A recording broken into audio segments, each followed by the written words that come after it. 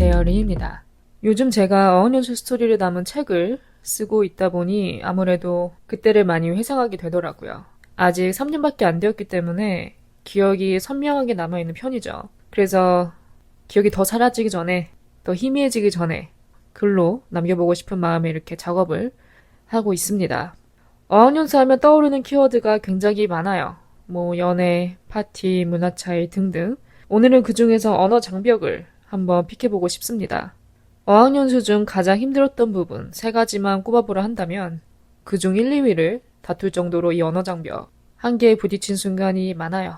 보통 미국에서의 언어 장벽이라 한다면 미국인과 나 사이에 영어 때문에 생기는 언어 장벽이라고 생각하기 마련인데 저 같은 경우는 어학원 친구들, 그땐 대부분 유럽 친구들이었어요. 거의 유럽인들이 80%, 90% 됐고 그 밖에 저 남미 그리고 소수의 아시안 친구들.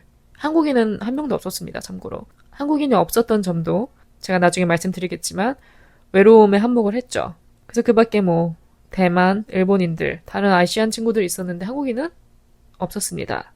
어쨌든 제가 어울렸던 친구들은 대부분 유럽, 그 중에서도 프랑스와 이탈리아 친구들이었는데 그 친구들과 저의 미스 커뮤니케이션이 상당했습니다. 그래서 이 영어 네이티브가 아닌 사람들끼리 모였을 때 어떤 일이 일어나는지 그 부분을 한번 저의 경험을 빗대서 여러분께 좀 공유를 해드리고 싶고요. 언어 장벽에서 딸려오는 가장 큰 부분이 바로 외로움이죠. 그래서 제가 외로움을 느꼈던 그런 부분들도 좀 더 디테일하게 말씀드리고 싶습니다. 그럼 바로 시작할게요. 제가 미국 가기 전에 바라던 게 하나 있었습니다. 바로 어학원에 한국인이 적었으면 좋겠다. 그 머나먼 타지까지 가서 한국어만 늘어오는 그런 상황은 누구나 다 면하고 싶잖아요. 저도 마찬가지였습니다. 그런 바람을 갖고 가는데 말하는 대로인가? 라는 생각이 들 정도로 단 한 명도 없는 거예요. 그도 그럴 것이 그때가 또 팬데믹이어서 평소 같았으면 한국인이 어느 정도 있었을 텐데 제가 갔던 그 시기는 한 명도 없었습니다. 어떻게 보면 바람이 이루어진 거니까 기뻐해야 마땅한데 이게 지내면 지낼수록 아쉽더라고요. 아니, 한국인이 적었으면 좋겠다고 했지 없길 바란 건 아닌데 라는 생각이 들 정도로 한국어를 입도 뻥끗 할 수 없다는 점, 누군가와 정말 필요할 때 한국어로 소통할 수 없다는 게 이렇게 답답하고 외로운 건지 비로소 경험해보니까 깨닫게 된 거죠. 그럼 여기서 많은 분들이 이렇게 생각하실 수도 있어요. 그럼 영어만 주구장창 쓰다 올 수 있으니까 좋은 거 아니야? 많이 늘겠는데? 이렇게도 생각할 수 있는데 그것도 아닙니다. 전혀 그렇지 않아요. 유학과 어학연수는 달라요. 어학연수 같은 경우는 여행, 추억 쌓는 용으로는 정말 좋습니다. 친구들과. 반면에 이제 영어 잘하려고 어학연수 간다? 이 부분은 좀 생각을 해봐야 된다는 거죠. 그럼 왜 한국어가 그리웠냐? 한국인이 필요했던 순간들. 이때는 정말 옆에 한국 친구 한 명만 있었으면 정말 좋았을 텐데 라고 느꼈던 순간들 몇 가지를 제가 짚어볼까 합니다. 첫 번째, 가십을 떨 만한 사람이 한 명 정도는 있어야 됩니다. 특히 미국 자체가 처음이고 이런 어학연수 이런 모든 경험이 다 처음이니까 신기한 거 투성이죠. 살면서 그렇게 많은 외국인들한테 둘러싸여보는 것도 처음이고 이런 걸 이제 그때그때 이렇게 얘기 나눌 만한 친구가 없는 거예요. 양쪽 다 한국인 입장에서 그런 이야기를 나눌 수 있는 사람이 없다는 게 답답하더라고요. 그리고 또 가십이라 한다면 이 학교 생활 중 생기는 일 이런 것들을 허심탄회하게 털어놓을 수 있는 그런 상황이 생기게 되고 그런 사람이 필요해집니다. 예를 들어 같은 클래스에 있는 어떤 학생이 굉장히 거슬리는 행동을 해요. 마음에 안 드는 행동을 합니다. 그 친구와 나와는 상극이에요. 그래서 수업 끝나고 나서 친구한테 달려가서 야, 우리 반에 이런 애가 있는데 난 걔랑 이런저런 부분이 너무 안 맞는 것 같아. 걔 수업 태도도 마음에 안 들고 이런 것도 마음에 안 들어. 이렇게 좀 알죠?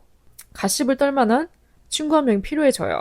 또 하물며 새로운 클래스에 갔는데 눈에 꽂힌 애가 생긴 거죠. 그럼 이런 얘기도 수업 끝나고 가서 있었던 일들을 터놓으면서 대화 나눌 수 있는 그런 한 명이 간절해지는 순간이 있더라고요. 그럼 외국인 친구들과 하면 되지 않나? 이게 관점이 다르니까 공감을 기대하기가 힘들죠. 외국인한테는. 저의 이 한국인 시선에서 보는 외국인들에 관한 그런 이미지들을 같은 국적의 외국인들한테 터놓는 것과 한국인한테 터놓는 건 다르죠. 저한텐 그런 것들이 되게 신기하게 다가오는데 그 사람들한텐 일상적인 거니까. 그러니까 공감을 이끌어낼 수 있는 그런 접점이 없는 거죠. 그래서 그런 크고 작은 일이 생길 때마다 굳이 머리에서 이렇게 영어를 한번 거르지 않고 바로 다이렉트로 한국어로 꽂을 수 있는 그런 친구가 없다는 게 좀 아쉬웠습니다, 저는. 두 번째는 이제 어학원에 다니다 보면 이런저런 공지사항, 변경사항들이 많이 생겨요. 특히 그때는 또 말씀드렸다시피 코로나 시기라서 한 번에 락다운 된 적이 있었어요. 대면 수업이 다 중단되고 다들 이제 기숙사에 어떻게 보면 갇힌 셈이죠. 그러면서 이제 카페테리아 가서 먹던 식사를 그 학교 측에서는 각자 기숙사로 배달시켜주고 그랬죠. 그러니까 이런저런 일들이 터질 때마다 이제 공지사항이 계속 바뀌는데 이런 것도 이제 바로바로 정보를 좀 교환할 수 있는 그런 부분에서도 좀 소통의 장벽이 있더라고요. 그리고 마지막은 여행. 이 여행 갈 때 가장 많이 부딪히는 것 같아요. 어학연수를 가다 보면 이제 친구들끼리 3, 4, 5에 모여서 여행을 많이 갑니다. 주변 도시로. 저 같은 경우는 캘리포니아에 있었으니까 로스앤젤레스도 가고 샌프란도 가고 다 그런 것들을 끼리끼리 모여서 고민하고 계획하고 가야 돼요. 그래서 숙소, 교통편 등등 정말 알아볼 게 많은데 이렇게 계획할 때도 소통이 원활하지 않을 때가 많더라고요. 하물며 한국인끼리도 여행 계획 짤 때 다뤄야 될 부분이 많고 그런 과정에서도 계속 의견이 부딪히고 하는데 외국인들과는 어떻겠어요? 그 친구들과 저의 선호도도 다르고 경제 상황도 다르고 저 같은 경우는 무조건 1인실, 호텔, 5성급 그런 호텔이 아니라 좀 몸을 편하게 하는데 우선으로 맞춘 사람이라 여행 갈 때도 숙소를 가장 중요하게 생각하는 사람인데 일단 그 외국인 친구들 같은 경우는 다 저보다 나이가 어렸고 다 미성년자였어요. 그러니까 이제 용돈이 정해져 있죠. 쓸 수 있는 금액이. 그러다 보니까 그 친구들은 숙소보다는 그냥 먹고 돌아다니고 사진 찍고 그런 데에 좀 더 포커스가 맞춰져 있더라고요.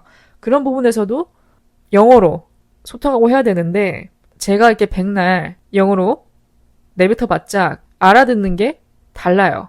그러니까 한마디로 제가 이런 생각이 든 적이 있어요. 가끔 내가 벽 보고 얘기하는 것 같다.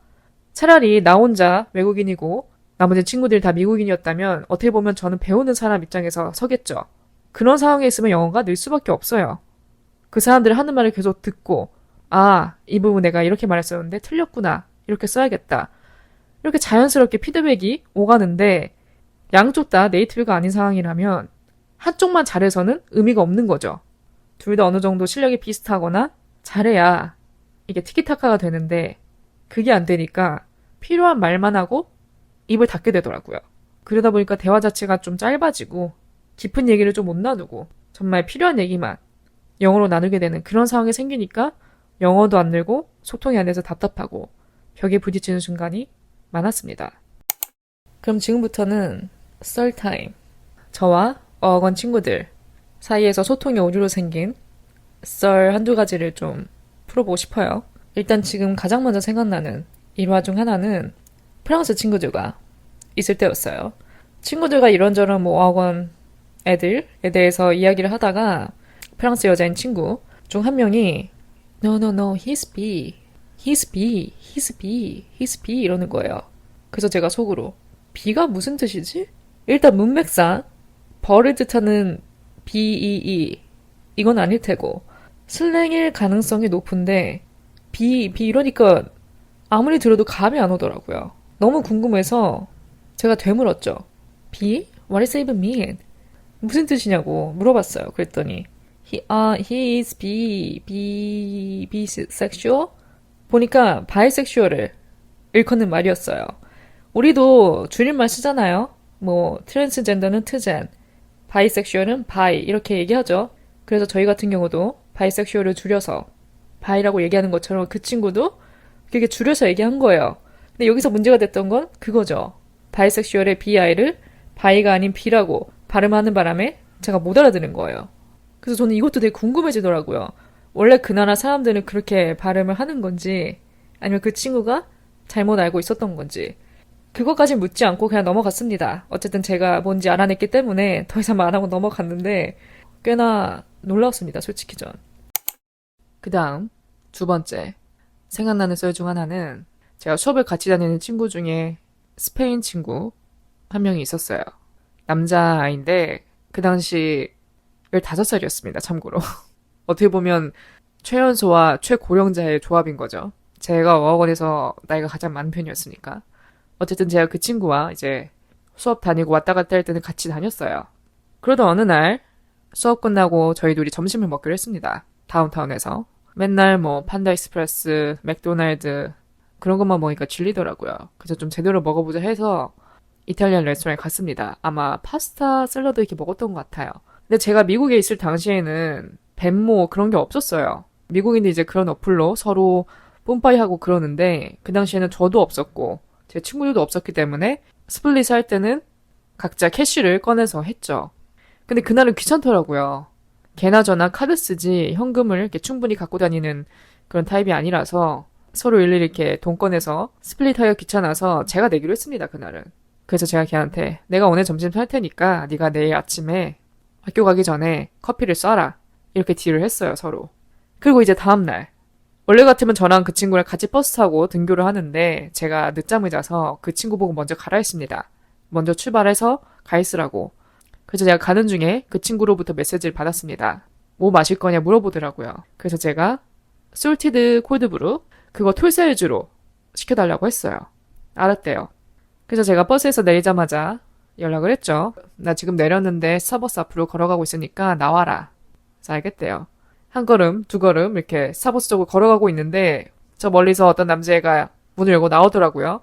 근데 그 문을 열고 나오는 제 친구 손에 한 손에는 톨 사이즈 이 커피가 들려있었고 한 손에는 텀블러 사이즈 그 콜드컵 아시죠 여러분? 콜드컵 텀블러 그 콜드컵 텀블러를 연상시키는 트렌타 사이즈의 커피가 들려있는 거예요.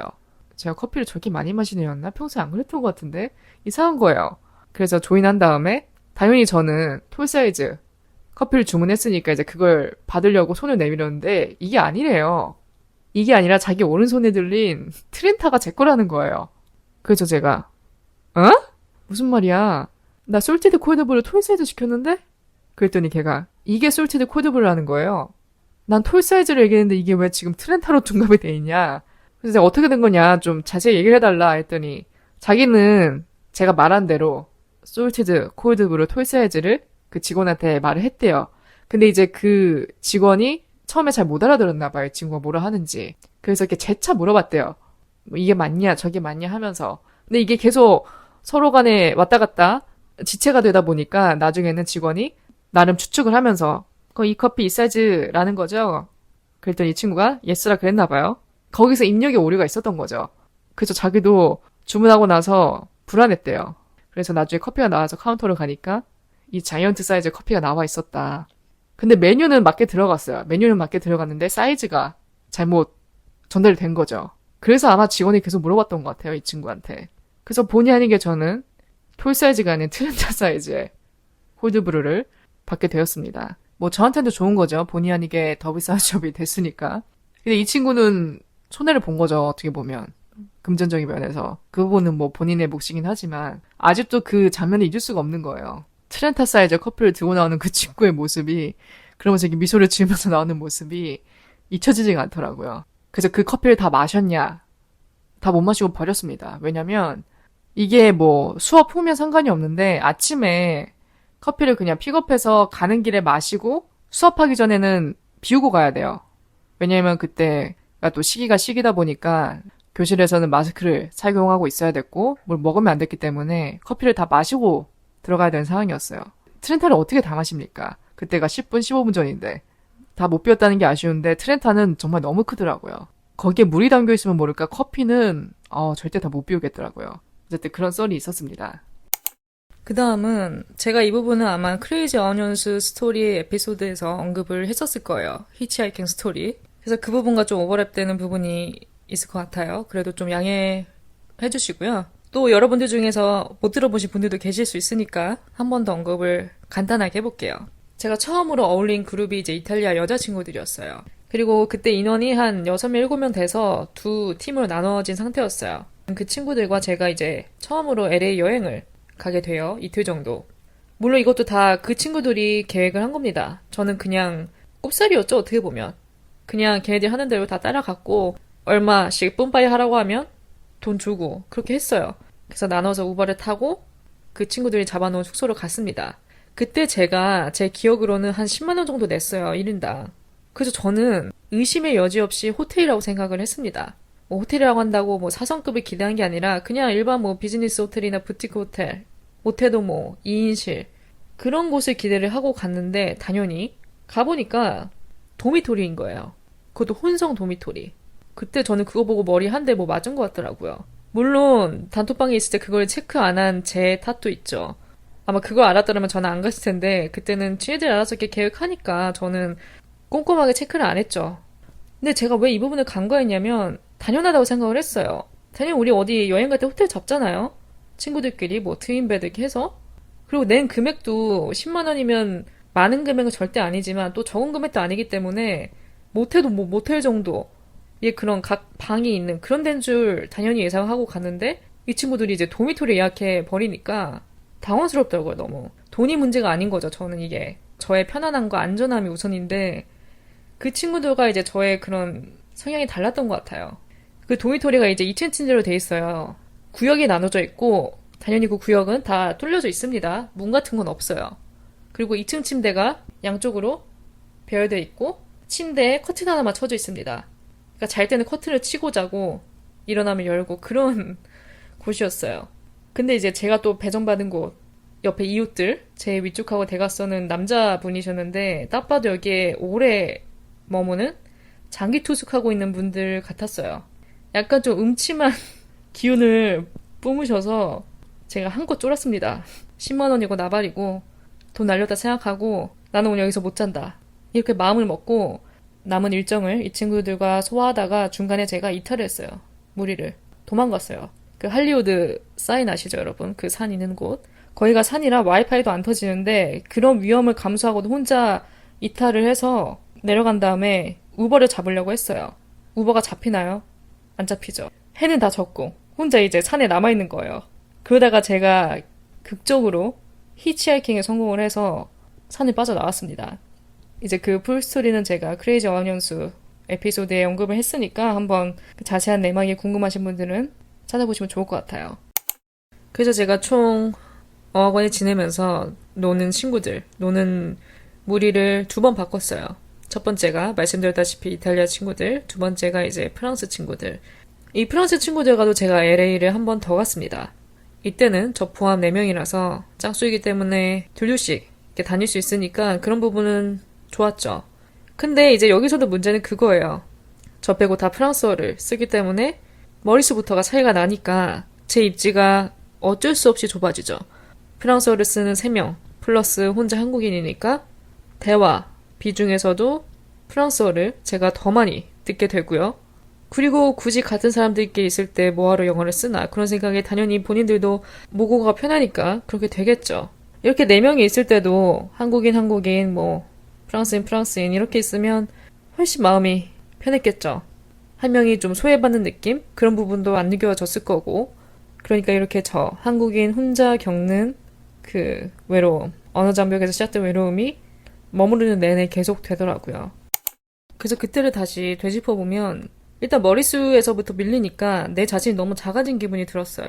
내가 어디가 저렇게 기죽을 사람이 아닌데 물론 저도 먼저 나서는 스타일은 아니지만 그렇게 외국인 여러 명에 한국인 한 명 끼니까 꼽살이 끼는 느낌이 강하게 들었고 또 이렇게 머릿수에서부터 지고 들어가니까 밀리죠. 그리고 아무래도 혼자 한국인이다 보니까 입지가 좁아지죠. 뭔가 의견을 좀 내거나 목소리를 높이거나 그럴 수 있는 부분이 현저히 줄어들기 때문에 이런 부분이 쌓이고 쌓이다 보니까 이제 자존심에 스크래치가 가더라고요. 그리고 심지어 다 나보다 어린데 이 친구들은 내가 이 어린 친구들 앞에서 리더가 돼서 걔들 끌고 나가는 게 아니라 내가 얘네한테 좀 끌려다니는 느낌? 그런 느낌이 드니까 자존심이 굉장히 상했습니다. 아쉬움은 있죠. 이 친구들이 좀 더 영어에 적극적이었다면. 어쨌든 영어 배우러 온 거잖아요, 다들. 미국에 돈 내고. 그런 상황이라면 오히려 기회를 살려서 이렇게 무리에 외국인이 한 명 껴있다면 영어로 계속 질문해보고 좀 영어에 적극적으로 소통하는 그런 자세를 가지고 있었다면 그 노력이 가상해서라도 제가 최대한 이해하고 넘어갔을 텐데 일단 친구들이 어리기도 했고 영어 공부를 이렇게 많이 하고 온 티가 나지 않는 친구들도 여러 있었기 때문에 소통의 벽이 굉장히 컸습니다.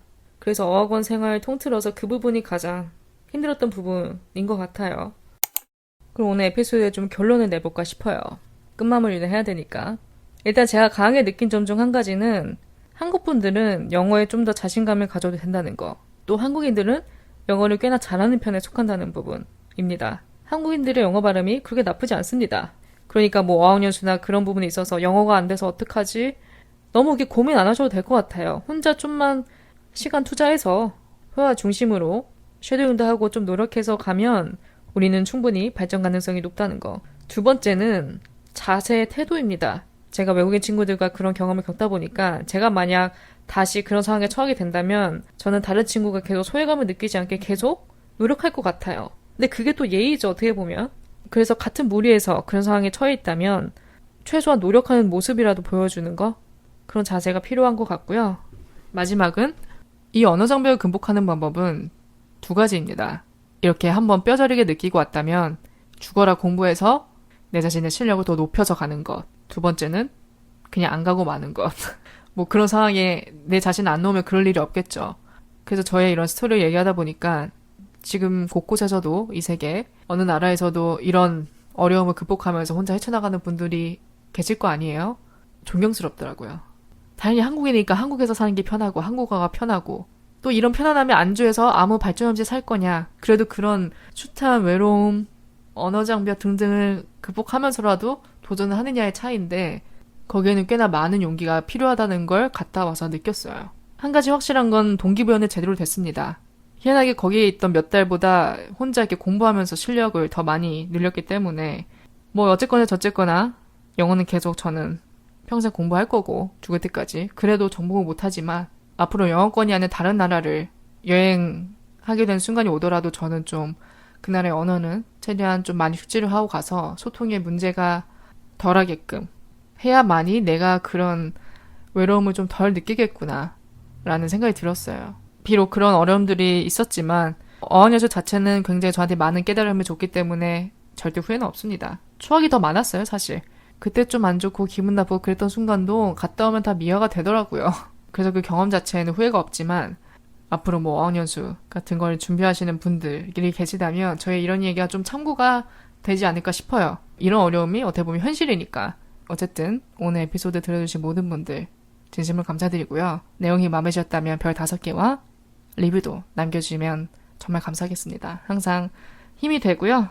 또 저의 어학연수 스토리가 궁금하신 분들은 저의 브런치 스토리 캘리포니아 로맨스 구독해주시고 글로도 읽으시면 더 재밌게 와닿으실 거예요. 제가 팟캐스트에서 밝히지 못한 수많은 비하인드 스토리가 담길 예정이니까 많은 관심과 사랑 부탁드립니다. 그럼 저는 다음 에피소드로 찾아뵐게요.